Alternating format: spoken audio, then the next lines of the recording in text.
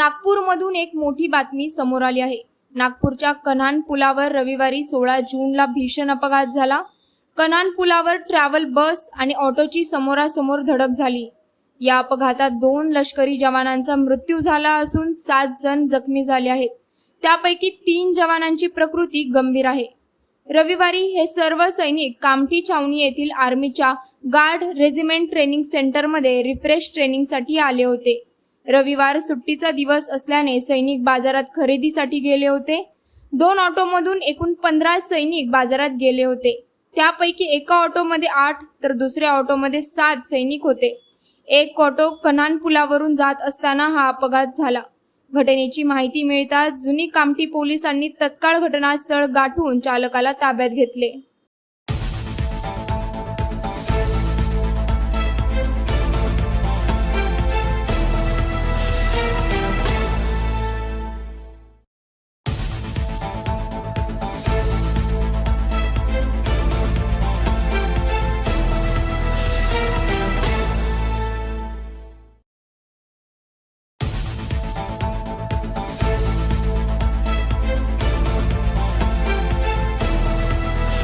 कितने लोगों की मृत्यु हुई है उनमें, और जिनकी मृत्यु हुई वो कौन लोग थे? देखिए, कल शाम को मतलब 16 तारीख को कल शाम को शाम के 5 बजे से लेकर 5:30 के बीच में कामठी और कन्हान के बीच में जो कन्हान रिवर पे ब्रिज है, वहाँ पे कन्हान की तरफ से कामठी की ओर आते हुए एक ऑटो रिक्शा में एक ऑटो रिक्शा ड्राइवर और उनके साथ 8 आर्मी के जवान थे, जो कि यहाँ पे अपने आर्मी कैंट है GRC, वहाँ पे मिड सर्विस ट्रेनिंग के लिए आए हुए थे। वो ऑलरेडी सर्विस में थे, लेकिन 3 महीने का उनका रिफ्रेशर कोर्स था, इसलिए यहाँ पे आए हुए थे। तो वो कामठी की तरफ आ रहे थे और कन्हान की तरफ एक प्राइवेट ट्रैवल बस जा रही थी। तो पुल पे इन दोनों के बीच में हेड कोलिजन हुआ है। तो इसमें 9 लोग जख्मी हुए थे कल, उसमें से 2 लोगों की अभी तक मृत्यु हुई है।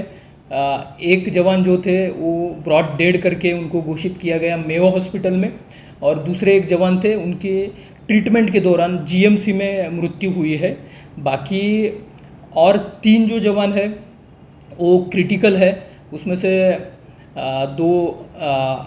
2 GMC में है और एक आशा हॉस्पिटल में है, और जो बाकी लोग हैं वो अभी आउट ऑफ डेंजर है और स्टेबल है।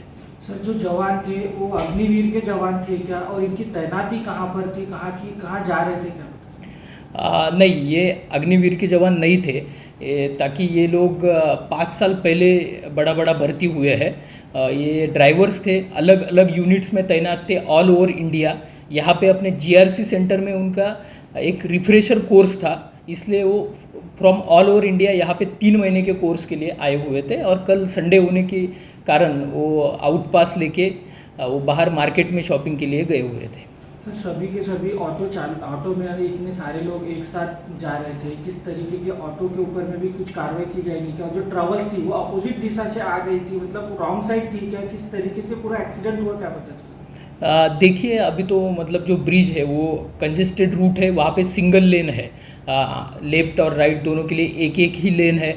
और जिस तरह से घटनास्थल का ऑब्जर्वेशन किया गया, उससे अभी क्लियर नहीं हो रहा है कि क्या हुआ रहेगा, लेकिन बड़ा ऐसे समझ में आ रहा है कि रास्ते के बीचों बीच कोलिजन हुआ है। उसके बाद फिर ऑटो रिक्शा और बस दोनों रास्ते के थोड़े साइड में गए हैं, तो वो इन्वेस्टिगेशन के बाद वो सब क्लियर होगा। सर, बस में से भी कुछ जो यात्री थे उनको भी कुछ इंजर्ड हुआ है क्या? ड्राइवर के ऊपर में किस तरीके की कार्रवाई की गई है क्या?